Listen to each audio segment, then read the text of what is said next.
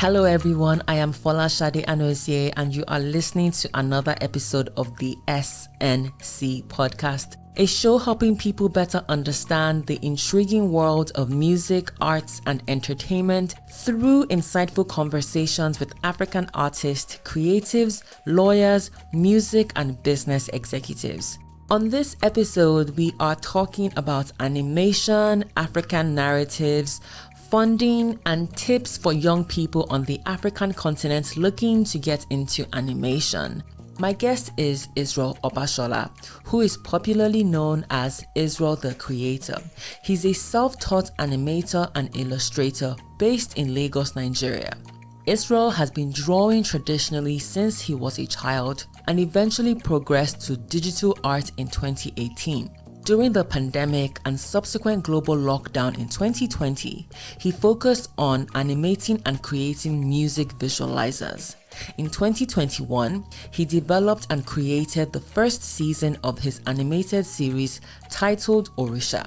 Israel is committed to creating digital animated content on various topics and sharing them with a global audience. His skits on TikTok currently have 60.4 million views and 4 million likes, and he has almost 260,000 followers. Israel's goal is to help dispel negative stereotypes about the continent and introduce authentic African stories to an international audience. Before we get on to the interview, please, if you have a few minutes to spare, kindly rate the show on your favorite podcast platform. It makes a big difference in allowing the show to get discovered by more people. Thanks so much in advance. I would also love to hear your thoughts on what you enjoyed about this episode. You can tweet us at thesncpodcast or find me on Instagram at Shade Nonconform. Welcome to the show, Israel. Thank you for having me. I'm smiling so hard because we've had awesome conversations before coming on here. Yes. It has been such a great time getting to know you a little bit before, we jumped on. Same here. So how are you doing?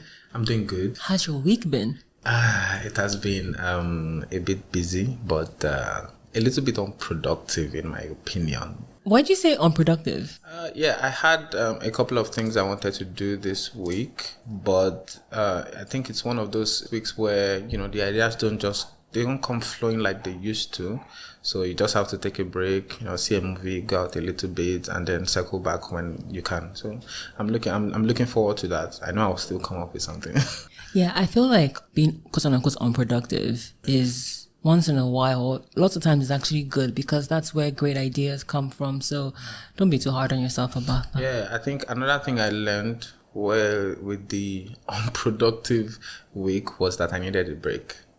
And I took it. Yeah, I was happy about that. Have you been sleeping? Yes, I have. Like, I brought it up this morning. I was like, yes, I've been sleeping really well for the past few days. So technically it was productive for me, like physically. I know what you mean. I'm just happy to get that sleep. I'm just very happy. I'm happy for you too. Thank you very much. So an interesting fact about you is that you went to the University of Ilorin and you studied economics. So is it because obviously that's not what you're doing professionally? No. So is it a case of I love economics, or it was more of this is what my parents wanted me to study? Yeah. So I have no love for economics. Economics was my dad's idea. So when I finished school, originally, I got into Ilorin. They offered me human kinetics, physical and health education and human kinetics. That's PHE. And I was even enjoying the course because it stressed me less. And I got to do my art and other things on the side pretty well. But they were not having it. So they were like, no, you have to go for another course, economics and one thing. So I did JAM again. I got into economics. I don't like maths. Economics is the last place somebody that doesn't like maths wants to be. Yeah. So I went to economics. So I there was no passion or love or anything like that for economics. It was just for the degree, and I was always doing my drawing, my singing, instrumental, and everything on the side. It was always the plan. So I just had to wait to finish, and hand that certificate in, and then go about because after I handed it in, we had fights. They were like, okay, go and do I can. No. Okay, go and do yourself. No. I was like, yeah, this is as far as I go with that. Yeah, I always wonder, for children who go to school and they study what their parents say they should study, do you, when you're done and you graduate, do you feel like, okay, this has been a waste of my time? Or it's a case of, who knows, maybe it's going to help me in the future? Yeah, so our parents have our best interest at heart. That's one thing we all need to know. If things don't work out the way we want to, it's always nice to have that professional field to fall back on, or to have to use to push your dreams forward. Because I always say, when you have a dream, you do all the other work to try and facilitate that dream. So if you are an economist, if you study economics, or if you study any other thing and you get a job doing it, you can use it to raise capital for what you eventually want to do. So it's not such a bad thing. Just don't let that dream go. Always have that dream in the background, working on it as hard as you can, and keep pushing. That's really lovely insight. So obviously you love comic books and cartoons. Can you talk about how your interest in animation and illustration, how did that start? Okay, so I grew up watching cartoons, and the love just never went away. And then I had this special place in my heart for anything superhero related, comic books. And as a Nigerian child growing up, we didn't really have access to all these comic books and all these things. So you are interested when you start trying to find like weird ways to get these things. And then I had friends that would just come to class to show off comic books. They didn't really like it as such. They just want to show off what their mom bought for them. And I would just spend days looking at these things. And then I knew I didn't have a lot of time with what I saw. So when I'm looking at a character, or when I'm watching the cartoon, I'm studying what it looks like, how the hand moves. So I watched cartoons a little bit differently than other people did. So I was studying the movements. And the reason I did this was because I want to draw them once we're done. I want to make paper figures so that my brother and I could play with and things like that. And then from there, I decided to start writing my own stories. So I started writing my own stories, creating my own characters. I would make my brother superheroes in my stories and things like that. Then I would draw stick figures as the comic books. And with each year, with each story, with each comic book, with each adaptation, it kept getting better. Then animation seemed like something that wasn't really achievable for, an African kid like myself. I always felt like the farthest we could go was drawing on paper. And I remember at some point, I had this friend that was also making comic books, and we're also talking about how do they get these colored printed things? Like, how do they do it? Do they use like crayon or what? How do they do? We didn't have this insight. So the curiosity, we kept searching, kept trying to get better. And then in learning, we realized that animation was something we could actually do. We didn't need like multi-million-dollar gadgets and stuff like that. And as time went on, we just kept owning our skills and kept getting better until animation was something that was very, very achievable. So what kind of cartoons were you watching when you were younger? Okay, so I'll go with the different genres. Like for the action comedy, that's like something for more for like kids. I had Powerpuff Girls. I loved Powerpuff Girls. I loved Kid Next Door. And I had this crazy love for Dexter's Lab. Then for action adventure, I loved X-Men Evolution. I loved the Superman animated series, and then there was Power Rangers. I loved all of those. Those are classic. Like, you see me smiling. And then, funny enough, there was my love for a certain genre of animation that I hid because of the stigma around it for men. Stigma. Yeah. I loved Barbie. There was this Barbie series that was based on like fairies and all of that, and I really loved it. But as guys, See, I feel like society, we strangle people's love. If you let society kill you, walk by it done. So you better love what you love. When the girls are talking about Barbie in class and they are talking about, but the guys are insulting them, so I don't want to be on that side too. Don't insult me too. I'm like, ugh. And then I'll now sneak behind and be like, let me have that DVD. Let me have that collection. I just want to check something. Yeah, that's awesome. That's really cool. Yeah, and like you said, I read that you were drawing on paper initially, and then eventually, I think maybe 2019 or 2018, right? Yeah. You transitioned to digital art, right? Yeah. What was that process like for you?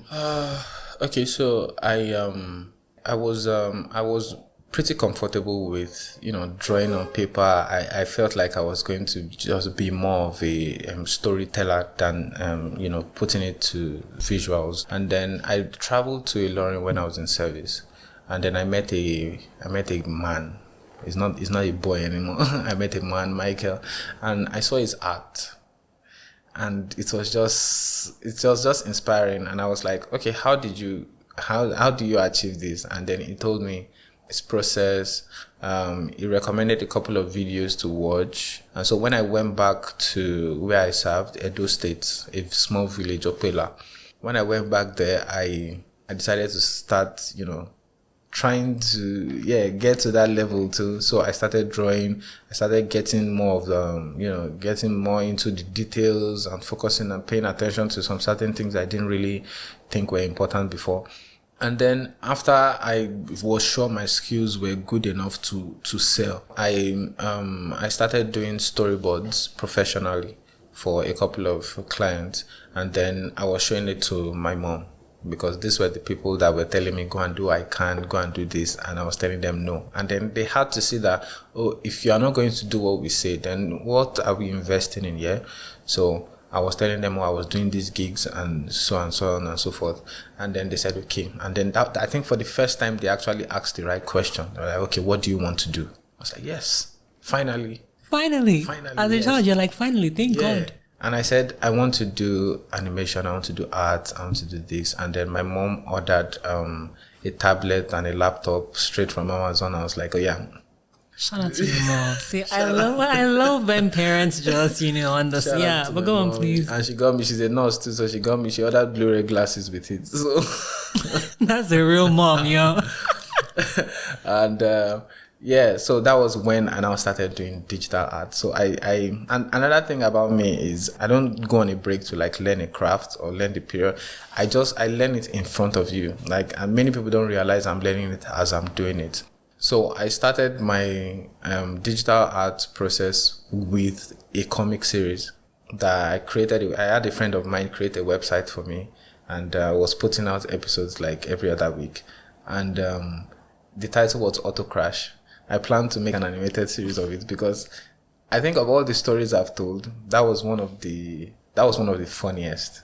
Like everybody really came to me with, this thing is very funny. What was it about, Auto Crash? Yeah, Auto Crash was about it was about the multiverse. That before the multiverse became really popular in this thing. Yeah, I did it back in 2018, and the idea was a person was abducted from his universe to come and protect another universe, because only his counterpart on that universe could use the weapon that was designed.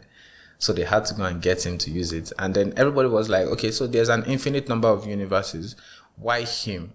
And my answer to that was, this guy was just so useless to his timeline that plucking him out made no significant difference at all whatsoever. So what made him useless in another timeline made him the most important person in another. And that was basically the idea. And I ended up breaking the fourth wall multiple times in the entire show, and people just loved it.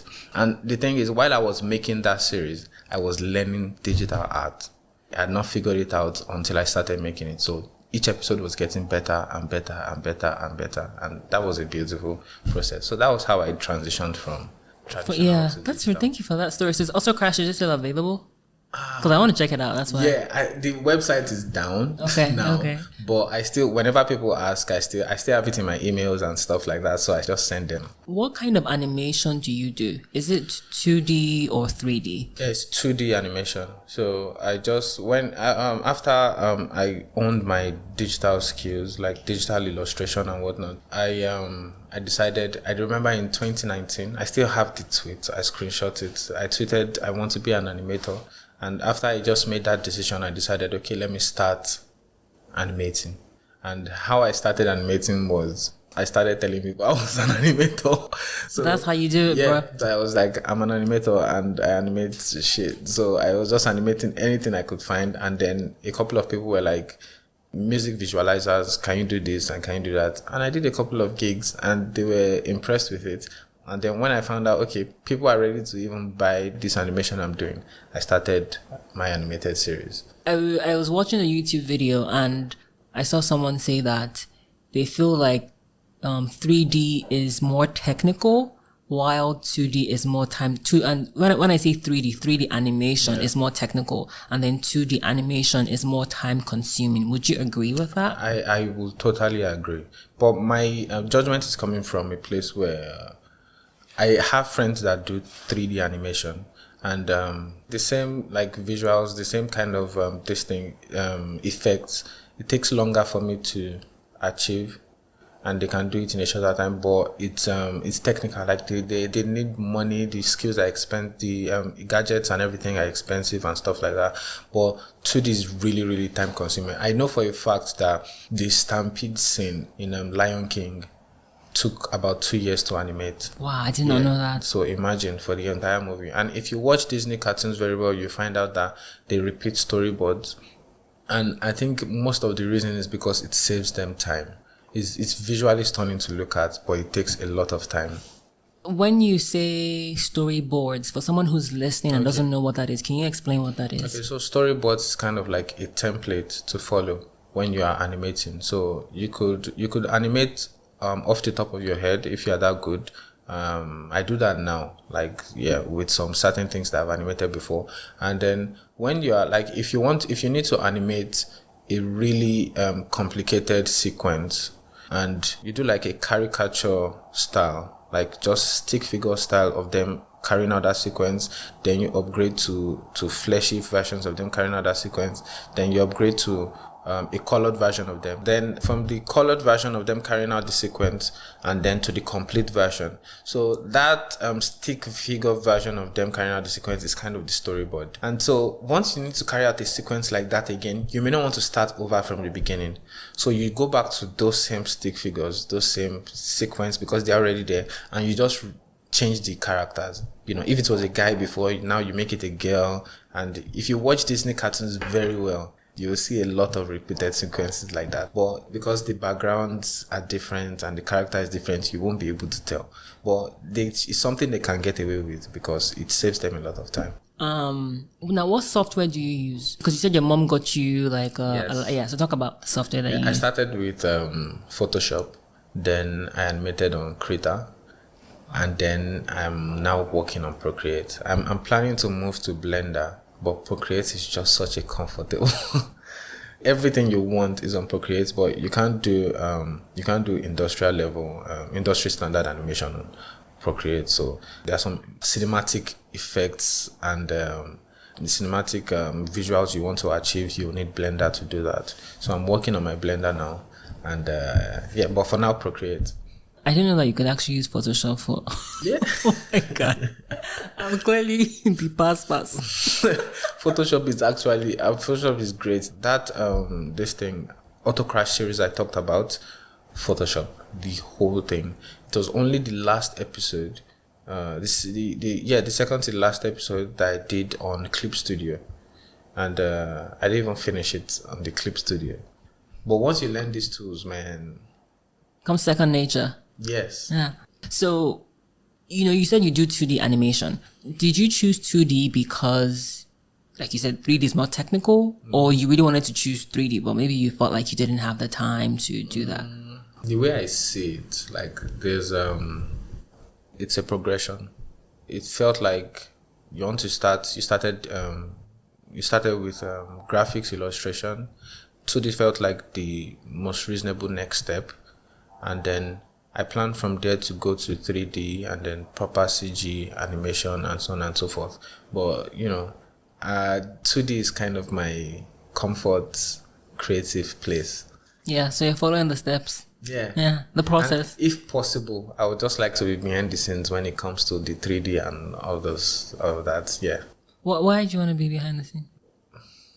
Like Jim Carrey said in an interview, yes, He said, I've done enough, I'm enough. And there's a place where you get to that you realize that you are more productive when you are behind the scenes. And because when I'm thinking of ideas, I kind of try and reduce my workload. So there are a lot of things I want to achieve, but I know that when I want to animate it, I will stress myself and it will take too long, and I may not, so I kind of don't do exactly what I want to do. But if I was behind the scenes, I will just give you the idea. This is what we want to achieve. This is what we want to do. And then you have your animators on ground to just, you get more of what you want. One of the reasons Orisha season 2 has not come out is because I don't want to animate the second season. I want professional animators, and that's not to say I'm not a professional animator, but I want people that I know would give me that cinematic effect that I'm looking for without me having to go and sit down and go through the process of this. Because another thing I learned, I had a problem growing up, and in this creative space, my problem was delegating. Like, I always like to micromanage. I like to do everything myself. It was very difficult for me to say, okay, let this person do this. And then someone explained to me that if you try to do everything yourself, you would release less than you should, and the quality of the work will be less than you want it to be. This is not to take away from everybody that enjoyed Orisha, but watching it now, I feel like it could be a lot more. If I had given it to some of the animators in my circle that I knew would do would do a better job, because I know animators that are 10 times better than I am. Yeah. So I always feel one of the reasons that season 2 is not out yet is because I'm trying to see if I can, talk to a couple of producers, get a budget, see if we can get animators that will bring all these things, especially exactly what I have in my head, bring it to life. Because if you watch the show, you notice that the backgrounds and everything, it changes over time. And that was because I finally found the courage to bring to life what I wanted to in the beginning, but I was too lazy to bring out. And then when I found the courage later on, I would now pull it off. But if I had someone dedicated to that, it would have been out from the very beginning. Okay. Excuse me. As one of the fans of Orisha, I look forward to season 2, and I have already told you that I will audition for voiceover roles. So please consider a sister. Yes, and let's speak about Orisha, because like I told you before we came on, I binge watched it in an hour. And I know that you say you look back on it now and you're like, I'm not really liking certain things. But I tell you, if I was a child growing up, that would have been my joy to see that. So honestly, the detail, I was so invested in the story. So talk to people about what Orisha is, because we haven't even talked about, we've talked about Orisha, but we haven't really said what the story is about and what you're trying to achieve with it. Okay. So, first, I'll let you know a couple of secrets. The first is, it wasn't supposed to be an animated series. What was it supposed to be? It was, if you notice, the first clip was Corey falling to earth and landing on the bus. It was a joke. It was a joke on Twitter I made about what a day in Lagos feels like. That was the joke. This is what a day in Lagos feels like. And then it landed on the bus and was like, my back. And then for some reason, people were like, part 2. And I was like, what? And they were like, part 2, what's happening in part 2? And I've always wanted to do an animated series. So what better way to start it off than something people already asked for? Yeah. And then when they asked for a continuation, I decided, okay, so what story can I write based on what just happened? And then I started writing the Orisha series. Now, the second secret is, when I was writing episode 1, I didn't know what was going to happen in episode 2. I didn't have the full story until I got to episode 5. When I got to episode 5, I had a full story. And I've been writing stories for a while, so I realized all you need is the beginning, the end, and creatively find a way to connect both points. And I had all my characters. I knew where I wanted them to be, the kind of growth I wanted them to have, and the experience you want them to have had to get that growth. And I've been a movie critic for a while. Everybody's a personal movie critic. So I just use that knowledge to try and figure out, what works and what doesn't work. And so if you see any lapses or plot holes, please forgive me. Yeah. And Orisha is about what now? Yeah. So Orisha is about the Nigerian gods, Yoruba mythology to be precise, and trying to modernize it, trying to relate it with what's happening today, and seeing what it would be like if those characters like had real life interactions with human characters, like if the gods were not as godly as we thought they were. Yeah. So you find I created like, and again, I have to say this in every interview and in every, it's not historically accurate. I got some backlash when it was coming out, and a couple of, like worshippers Ogunmoji, and were like, this is not our culture and all that. I'm like, see, it's just a story. It's not historically accurate. I'm just trying to make the most of it, get it out there. Maybe if people see these characters and go and look up the actual facts, they will see what the truth is about the mythology. So I kind of wrote it to lead these gods down hero paths, villain paths, monster. I initially wanted to title it Heroes and Monsters, but I felt like Orisha was more traditional, and I felt like if it blew up, I would like the title to be very, very homely. Yeah, for the title to be traced back to Nigeria. So I didn't want a title that would be easily coveted by other traditions and other mythologies. It's funny that you say that about the the guy dropping down, because I think you're right. I had seen that on Twitter somewhere, but I think I'd seen that in a skit, the guy dropping. I seen that in a skit somewhere, but the way you connected the story, it was well done. Yeah. It was really well done. So when you say that when you write, you don't know what's going to happen in part 1, part 2, or whatever. So are you just writing as a fan of the story, or how are you thinking through that process? So I always tell people that, when I'm writing the story, when I don't necessarily know what's happening in the grand scale of things, I try to keep the story, the sequence that is going on, I try to keep it streamlined and create channels for it to expand. So when I was writing the Corey dropping, fighting the Egungun, and his dad expecting him back home and all of that, I was like, okay, let's keep going. Then I didn't know Oya was the villain. Yeah. So I was just keeping it going. And the truth is, when you are doing things like that, and when you keep it streamlined like that, the story kind of tells itself. So I was like, okay, Oya, this is going. He has a wife. Shango has a wife. He has loyal subjects and all of that. And so when I introduced Oya, it just made sense. I was like, okay, this is the stepmom. I did a little bit of background to find out some things, and I was like, okay, this is Corey. Shango doesn't have a son named Corey, so this is obviously a stepmom. Corey has his own mother. We'll bring that in when we can, yeah. And I felt like Oya was not the villain we needed her to be, yeah. So she has to get there at some point. Like, people think she's evil now. Wait till she loses her son, yeah. So when I was writing the story, I just kept all those channels open, and then I was going, and then you kind of figure out at some point that, the evil you are creating is too much for the hero to bear. He needs help. And then you start to include all these other characters. And then you don't just throw in a character, you have to give them a backstory and all of that. So at the very end of the episode, I don't know if it was episode 1 or 2, I introduced Ireti watching the news when she saw. Yes. So I was like, okay, this guy is eventually going to need help. It's nice to start building that from now. And then there's something about heroes you are going to kill. I like to put them in your face. I like to make sure you love them. Like, see, when Corey was oh my god,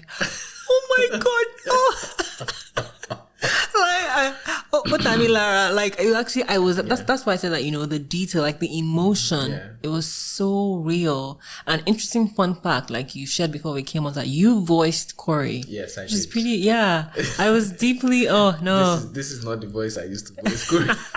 Obviously. So, I voiced Corey. I voiced a couple of other characters on the show. And then I met the guy that voiced Shango. I met him on Twitter. Yeah, I was like, man, I need somebody to voice Shango. And everybody kept recommending one dude. And I just DM'd the dude and I was like, yo, can we jump on a call? And then immediately he said hello. Yeah. That's it. That's cool. And just kind of going on to your work, watching a lot of the things that you have done, you see that there's elements of politics, there's elements of everyday life, there's elements of trends. You're also keeping up with trends, and there's, like you said, there's elements of religion as well. So for you, is it important that in all that you do, you have these different aspects or different elements in what you create? It's not a constraint. Yeah, it's not a constraint. It's just I don't force it. There are a couple of things that people thought I did that was really insightful, and I can promise you at the time I was doing it, I had no idea how impactful it was going to be. Yeah, some things I did by accident, and people like this they relate it to this, and I'm like, yeah, like another thing I try to go for is relatability. So initially when I stopped after the first season of Orisha, I was not happy with the reception and the growth of the brand I was trying to build. So and then I was retro animation. So I felt people couldn't connect with me because I felt like a company. Yeah. So I spoke to there's a guy that handles my social media and stuff. I told him we're rebranding and I was going to just be me, personal page and everything. And I was like, okay, yeah, let's see how that goes. And then I started doing relatable content. What it's like living in Lagos, what goes through your mind when you see a girl you like and stuff like that. And people started to connect. And from then, I felt like I had a responsibility to share these experiences with people. When I remember something that is relatable, I'm like, okay, let everybody know we are in this together. You are not alone.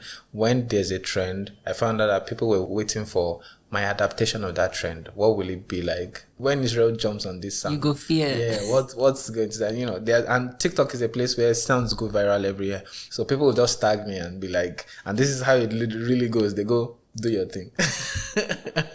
I love it. I love it. So when I get sounds like that, I feel like I have a responsibility to people, to show them, okay, this can be, and if I see something I resonate with, sometimes I could be scrolling on TikTok for hours and then I'll just see a sound and I'll just love the sound.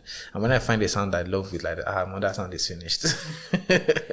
In terms of algorithms, like you talked about, like what I want to know as a creator, because some things, like you said, are trendy. Yeah. You see that sometimes the algorithms promote certain things. Yeah. How do you go about balancing creating what you want to create with things that the algorithm is going to promote or with things that are popular and trendy? Yeah. So I'm working on like 3 different platforms. That's YouTube, or 4. YouTube, TikTok, Instagram, and Twitter. For TikTok, you need those trending sounds for the algorithm to really favor your work. The thing is, I'll just advise, don't force it. Whenever, you find something to do with the sounds, it comes natural, you do it, you will enjoy it. But when you have other ideas, Instagram and Twitter are always a very nice place to push those out. So I realized early on that what TikTok likes, Twitter may not like. A couple of creators tried to jump from Twitter with their content, from TikTok with their content to Twitter, and it wasn't well received. Yeah, so I realized very early on that this different content work differently on different platforms. So I know what I'll put on Twitter. I know there are some content I'll put on TikTok that won't be on Twitter, and people will ask, why didn't you put it there? I know why I didn't post it on Twitter. Yeah, and then there are some that you put on Instagram. There are some so. When you are creating your content, there'll be a couple of fails, a couple of successes that you used to really know, this is how the algorithm works. And then at some point, you'll be able to predict what will work for you on Instagram, what will work for you on TikTok, and what may damage your reputation on other platforms, and so on and so forth. So pretty much you've just explained to us the importance of audience segmentation. Yes. Knowing the audience and what they like and how the algorithm on different platforms favors I see. I'm sorry. I see a lot of people try to use their fan base basically, and I figured out that if you want to be a content creator, you have to be in the service business. You have to be there for the consumers. You can't be there for you. People I see a lot of people try to build the fan base so they can use them for endorsements, publicity, and stuff like that. And people are smart. They can tell. They know. If I followed you for football content and then you start promoting a cream a face cream. I'll leave you. Like for myself now, I created relatable animations, and people, the fan base that came, they came from that mindset, and then one day I do, let's say fine boy content, and then they don't engage. That's because you try to cheat them, yeah?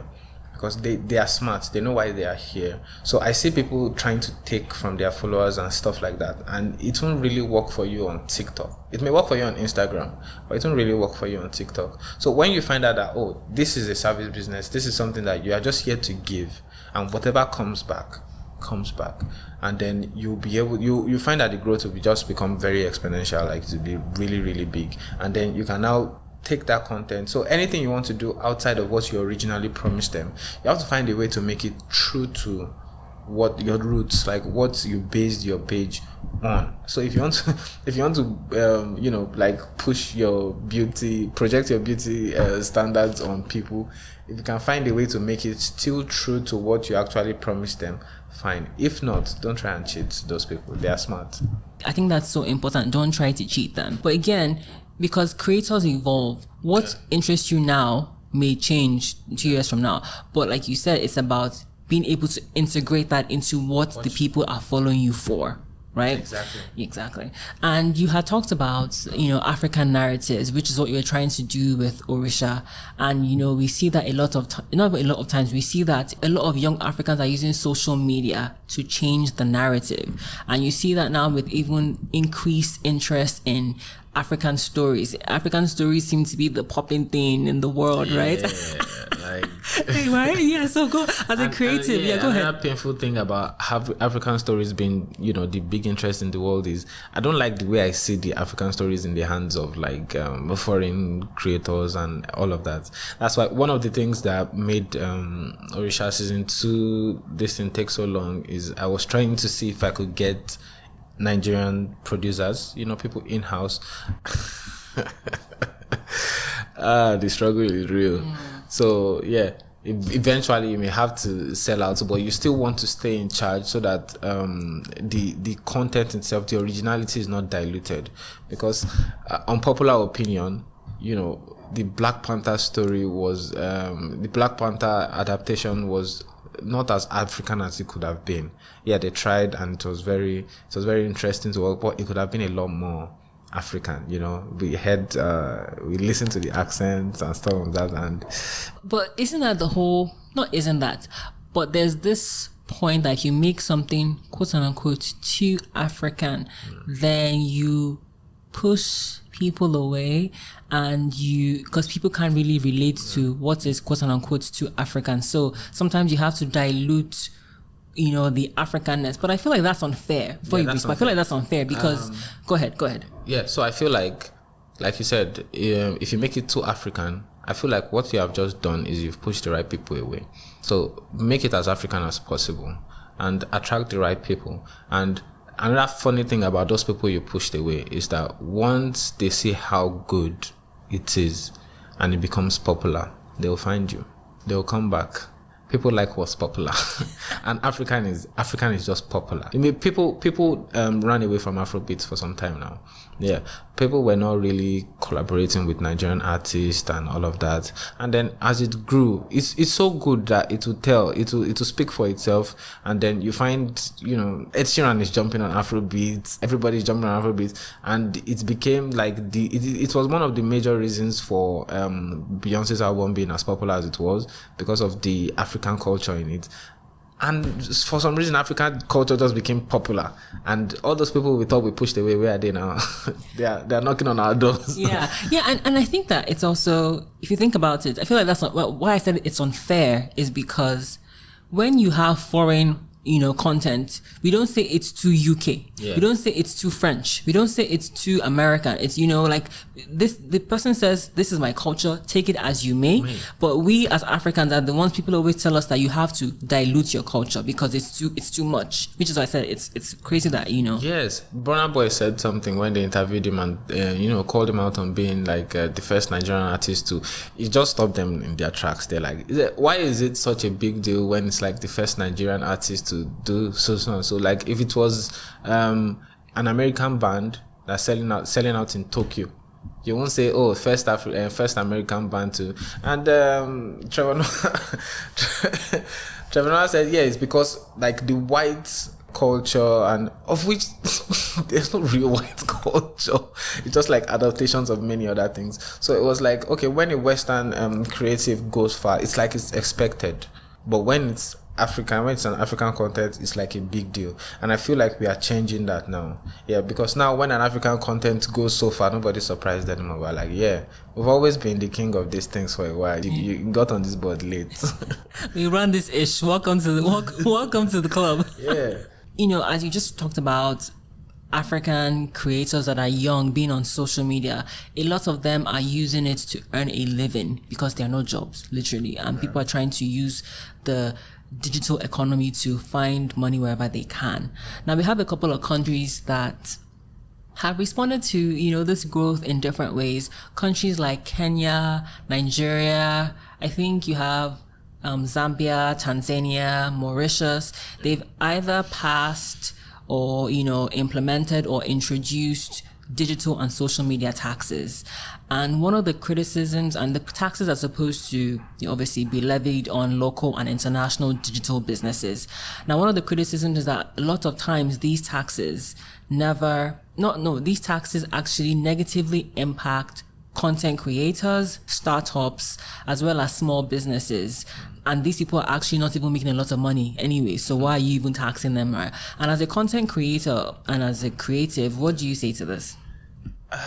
To be honest, I've not really been familiar with the tax aspect of it all. Like I became a content creator last year when my content I was kind of like pushed into the content creation space, and I think what I did was I got my first gig like as a full-time content creator of a company. So yeah, that's where I leave all the tax part of it at, and then every other thing I contract, I kind of included, like I give them my net fee, like outside of taxes and everything. So yeah, do your tax thing and then pay me this. So take care of the calculation and just pay me what my work is worth. I think that's my way around that. But, okay. Yeah, no, because, you know, even just besides that, as you continue to grow and you begin to make money and, you know, these taxes begin to impact you, because a country like, I think it was Zambia. Yeah, it was Uganda or Zambia, one of these countries that they taxed the content creators from, if you wanted to go on social media, you had to pay an extra fee and VAT and all these different things. Yeah. And so again, the criticism was like, these taxes that countries are passing, it's great that you want to definitely get revenue, but you have to structure the taxes and in a way that it doesn't negatively impact the people that are not even making any money. Here's the thing, is another thing you know about people is once we are trying to do something good, and out of maybe greed or for some reason you want to leverage on it to like take from, the thing about we are creative, we'll find ways around it, and then they'll call us criminal. Because they didn't structure this this platform that we are using. Yeah, they didn't create it. Like when Nigeria banned Twitter last year, it was such a terrible thing to do to your people, because many people were out of jobs, so I feel like they should really look inward and find out why they are doing these things to their economy, because at a point in time, content creators will be like the backbone of everything your country represents, because nobody will come to like Uganda to see how Uganda is. Let me see it. No, they will go to your content creators, look at how your content creators are doing, and find out more about your country. So if you put them down, I'm telling you, it tells a very bad story about your country. I don't know when we're going to ever learn that, to not just elect leaders that have, would I say, common sense, because I feel like that's always lacking. And again, I'm not saying that people should not be taxed, but you have to structure these taxes in such a way that it doesn't negatively impact people. And the change that we're trying to see on the continent, it takes a longer time to be achieved. Now, as we come to the end of the interview, one of the issues that we had talked about earlier was about funding. As someone who has all these big dreams, you want to be a script writer, you want to do comics, you want to do all these different things. How do you go about dealing with that? It's sad that people outside the country are more interested in funding your work than people inside the country. I think that fact is really, really sad. Like I said, I wanted Orisha to be, I wanted the entire board to be Nigerians and Yoruba people, or people that can just bring more into this thing. But it's sad that they don't see the potential in something that is their own, and it's really heartbreaking, to be honest. And then you have to seek funding from outside people, and they will hear the story, and then they will react the way you hoped your people would have reacted. And then I think that's sad. So I think we should really look at ourselves and find out why we are not ready to fund our own project. And then if you have a project, and if you want to, there are many funding platforms out there. Again, not many of them are from inside this country, but there are many funding platforms out there that are ready to fund young creators and everything they do. I met a guy he does a webcast and thing, something like a podcast, yeah. And it was one that hooked me up with some people that are ready to really listen to you and voice. So if you have a project, if you have a story or something, make something of it, make something of yourself, and pitch yourself to them. Somebody, you turn a couple of heads. To your point about Africans not investing in ourselves, do you think I keep on asking this question, do you think it's a demonic problem? You think I am serious. What is going on with us? I feel like it's like is it Stockholm syndrome? I'll call it now. Yeah, I feel like they put us down to the point where we just believed it wasn't as good. And we believed it's not popular enough to get us, our money and everything that we need. And they just don't know that what separates our stuff from the stuff they do that seems popular is the amount of dedication and professionalism and work ethic and money that goes into it. If you apply that same formula here, it will do just as well. It will do just as well. I keep saying, not to go biblical or anything, like there are some principles in the Bible that, like, there's a passage that says, if you work diligently, you sit before kings and not men. You don't have to be a Christian for that principle to work for you. If you are a pagan, if you are the worst person on earth, if you apply that principle to what you do, just be diligent at what you do, you sit before kings and not before men. So it's not about the content. It's about the ethic, the funding, the amount of dedication that goes into it. A lot of time I sit down and I watch, I just browse out behind the scenes, facts and trainings or things that they went through to put out some of these great movies that are out there today. And I'm like, these guys did so much, to bring this out. If we do that, we will get something just as good. There's a movie coming out now, Brotherhood by Jade Ashibera. I saw the trailer and we don't communicate all the time, but every now and then I let her know that you are saving us. Yeah. And I had a friend that was actually in the movie, and he told me about the training they went through. They brought in people to train them and to do all these things. I was like, yeah, she's applying that dedication we talked about, and this movie is going to be awesome. Yeah, and I'm sure everybody that didn't put their money, I'm sure they will regret it at the end of the day. Yeah, so I feel like let's not think it's the content that is not as good. It's the dedication and the work ethic and that money. Invest in it, and it will be just as good as what you are seeing out there that you think is so much better. Yeah, that's well said. Well said. And what about for African governments who don't see the value, or not even opportunities, who don't see the value in the animation industry? If you could speak to some of them, what would you tell them? I would tell them to grow up. That's literally it. Yeah, like they should just grow up, because we have this mentality in our country that cartoon is for children.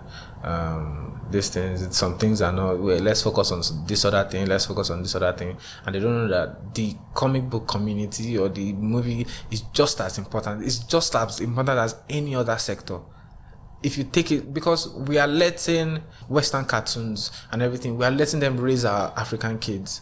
because we didn't focus on, building our own sector and building our own industry as good. If we did that, many children will not be watching Coco Melon today. We'll have our own, you understand, we'll have our own, and we'll be able to raise them with our culture and our this thing. But no, children today are being raised by people outside the country, man. We are not raising our kids anymore. So take it as seriously as every other sector of the economy, and you find that you are actually raising leaders of tomorrow, because now what we are doing is raising leaders of other places outside everywhere, because what they will do is they will grow up and they want to go to where the people that made the Coco Melon that they enjoyed so much. And that's basically, when I wanted to go into like full-time studying animation, I wasn't considering any school in Nigeria because they didn't pay attention to it. I was considering Vancouver, and other places. If you want to study music now, people will mention places like Juilliard and other places, because the government did not invest in the creative sector of this economy. They didn't invest in it at all, and it shows. Yeah, well said. And to your point about people thinking cartoons are for children, like I'm as in cartoons, like even at my old age, I'm not old, right. I still watch Mr. Bean. Like they don't have the animated versions. Like I'm having dinner or lunch, I'm like, oh my gosh, I literally, no matter where I am today, if Tom and Jerry comes up on the screen, oh my god, I'm invested. Will you catch him this time? I'm invested. I've been watching it since I was a child, and I will still watch it today if it comes up. Me too. That escape is real. Everybody needs it. Just take it seriously. And I don't even think it's about even the escape all the time. Animation is what you can use to tell your story as a country, as a people.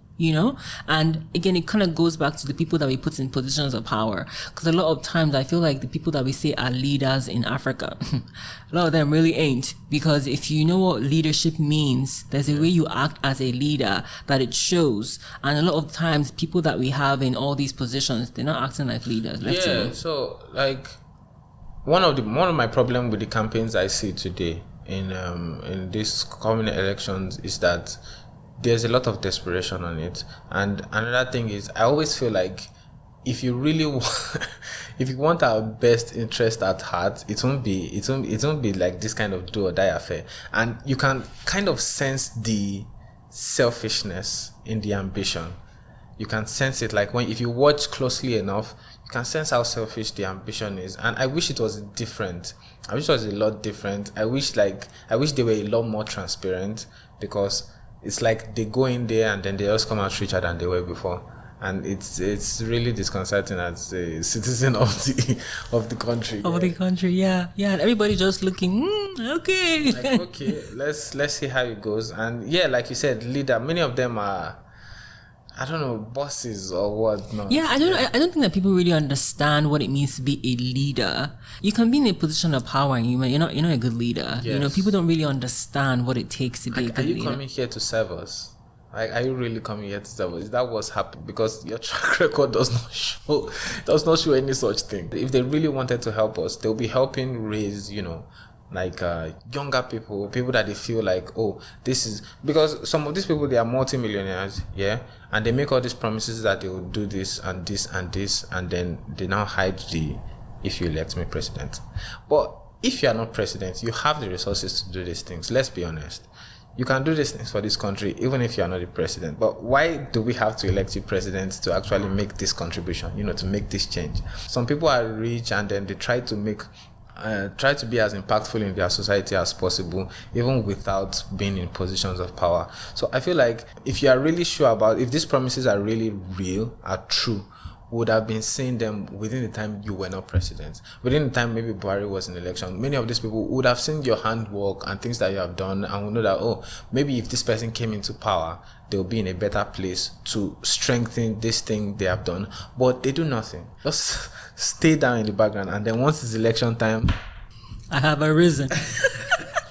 I love how we've gone from but it's one of the things that is actually connected, because if you have people that are elected who understand the value and importance of the animation industry, who understand the value of Nollywood, of Gollywood, all the different African countries, who understand their creative sectors and the value that they bring to the economy, then Africa will not be where it is. But look at the people we have today. Like I said earlier that if these people really cared, they would have raised the next generation of leaders, and they'll be the ones there today. If not for the selfish needs to be empowered themselves, they won't be the ones here today, because these people are part of the generation that gave us the idea that animation is for children. Imagine 2 of the candidates we have now, I've known them since I was a child. Yeah, so me too. We keep recycling leaders, and if we keep doing that, nothing is going to change, to be honest. So if we had this, if these younger leaders were raised properly, put in the right place, these people will be able to see these things I'm talking about, because we can relate, we can talk. But if I go to somebody who's the same age as my grandfather, and I'm telling him cartoon sector, metaverse,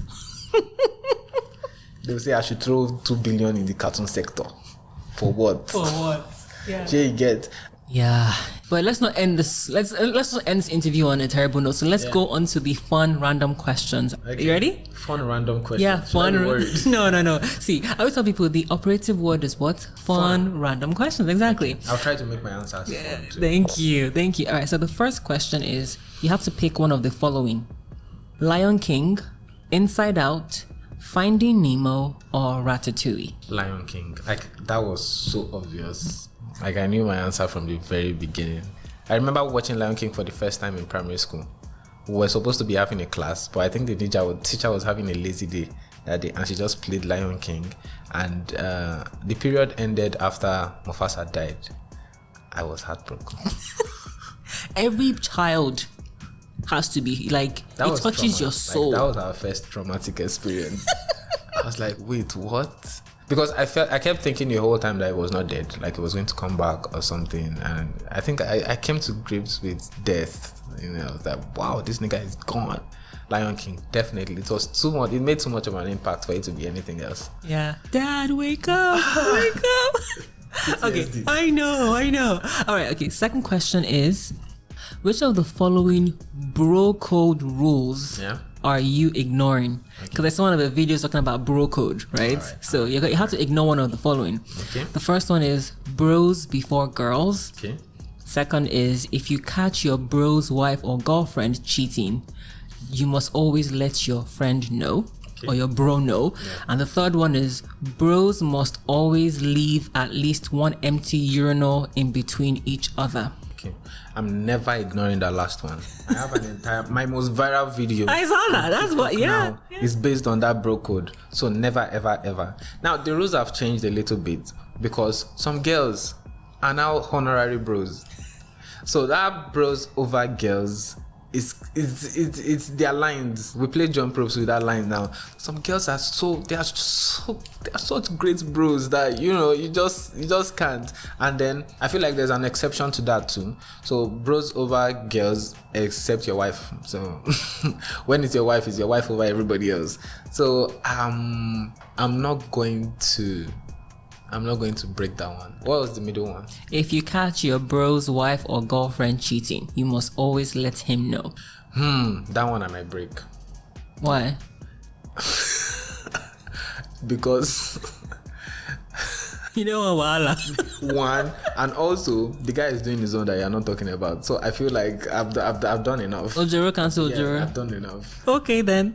Cool. Third question is: what is your favorite comic book? My favorite comic book would be Doomsday Clock. Doomsday Clock is a 12-issue comic book series based on the DC universe and the Watchmen universe, the Justice League universe and the Watchmen universe. It was so brilliantly written. It's everything. 12 issues. I remember following it. It came out every month for like a year, and it was just everything. So let me just give you my top 3. That would be for anybody that wants to go read comics. Read Doomsday Clock, read Man Without Fear, that's Daredevil, and read Return of the Dark Knight. Thank you for those recommendations. Fourth question is: which of the following international animation studios would you love to work at? The options are Image Engine, Pixar, Disney Animation, or Lucasfilm Animation. Lucasfilm Animation. You know I'm a Star Wars.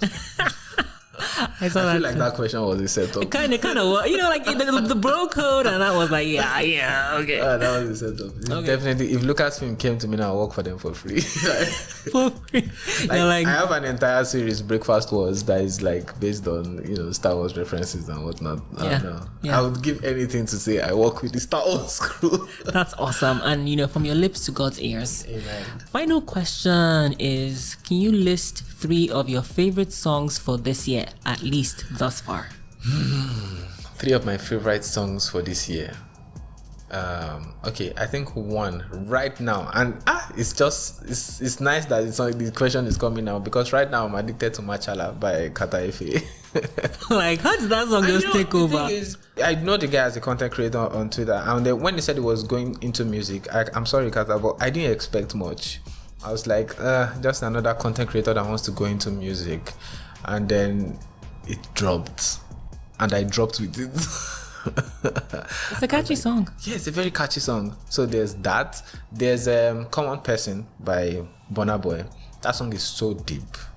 Like, there's just this particular line that I feel like I'm going to live by now. It just, everybody has his own role, and just because your role is different from my own doesn't mean you are bigger than I am. Like, everybody has their own role to play, and I was like, ugh, man, that song is deep. So yeah, there's Kata Efe, Machala, Burna Boy, and Bandana, Fireboy.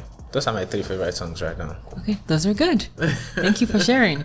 Now, as we wrap it up, Israel, for a lot of young people that want to get into animation, what advice do you have for them? Start like immediately after you listen to this. Like, if you have not started already, start immediately after you listen to this. Don't ever feel like something you've done is not good enough. No matter how you think it is, put it out. I've seen a couple of people tag me. People make animations and they tag me, and I see it, and I'm like, yeah, this is highway to growth. Yeah. So do your work, put it out there. Don't keep it in your wardrobe. I kept my work in my wardrobe for a very long time, and I feel like if I had started earlier, I would have done a lot more. So what you've done, showcase it to the world. Create it, showcase it to the world, show everybody what you can do, let people know this is what you do. Talk about yourself every chance you get, talk about your craft every chance you get, and keep trying to get better. That's basically it. That's great advice, Israel. Thank you so much. And for people who are looking to know more about your work and follow you, can you provide your social media handles? Yes, Israel the Creator on YouTube, Israel Obasola on Instagram, Twitter, and TikTok. So yeah, you can find me anywhere there. Okay. Thank you so much for your time. Thank you for having me. Thank you to Israel Obasola for his time, and thanks so much to everyone who listened. I hope people looking to get into animation found the conversation useful. If you know anyone who is about that animation life, you should definitely share this episode with them. Again, to keep up with Israel and his work, follow his TikTok and Instagram handles at Israel Obasola. That's ISRAELOBASOLA. His Twitter handle is at Israel_Obasola. Also, do check out Israel's animated series Orisha on his YouTube channel, which is Israel the Creator. It's a really, really good series, and we need to support him. Also, please don't forget to take a few minutes to rate us on your favorite podcast platform. It makes a huge difference in allowing the show to get discovered by more people, and it would also mean so much to me. Thanks so much in advance. This episode is produced, edited, and mixed by Folashade Anozie. The show is powered by Nonconform Productions. Theme song for the show is by John Akinola. If you enjoyed this episode, please rate and leave us a comment on Apple Podcasts and Spotify, or wherever you listen to your podcast. You can also check us out on Instagram, Facebook, and Twitter at the SNC Podcast. Thank you for listening.